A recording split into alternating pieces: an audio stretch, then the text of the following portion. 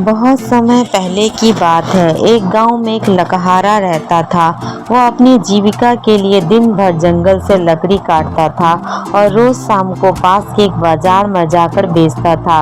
एक दिन की बात है कि वह तालाब के पास में एक पेड़ काट रहा था। उसी समय उससे गलती हुई कि उसके कुल्हाड़ी उसके हाथ से उसी तालाब में गिर जाती है। उस नदी का बहाव और गहराई दोनों ज्यादा थी। उस लकहारे ने अपनी कुल्हाड़ी को बहुत खोजा पर वो कामयाब नहीं हुआ। अतः वह हार मान कर नदी के किनारे बैठकर रोने लगा। उसकी रोने की आवाज़ सुनकर नदी की देवी प्रकट होती है और उस लकहारे से पूछती है कि क्या हुआ है। तब लकहारे अपनी कहानी उस देवी को बताता है और उसकी कहानी सुनकर उस नदी की देवी को बहुत दया आती है। फिर नदी की देवी उसकी मदद करने की सोचती है।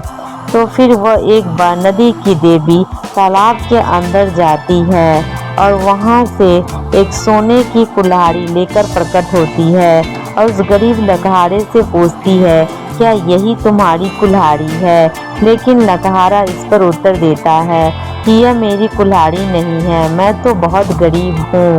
फिर नदी की देवी एक बार फिर नदी के अंदर जाती है और इस बार वह एक चांदी की कुल्हाड़ी लेकर वापस लौटती है।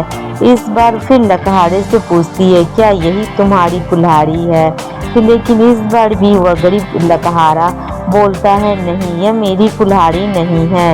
इतने बाद उस नदी की देवी एक बार फिर पानी में गायब हो जाती है और इस बार वह लोहे की कुल्हाड़ी लेकर वापस आती है।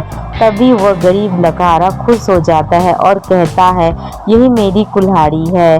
जिस पर नदी की देवी इस गरीब लकहारे ईमानदारी देखकर बहुत प्रसन्न होती है और वह सोने और चांदी दोनों की कुल्हाड़ी उसे इनाम स्वरूप देती है। तो प्यारे दोस्तों, हमें इस कहानी से शिक्षा मिलती है कि ईमानदारी सबसे उत्तम नीति है।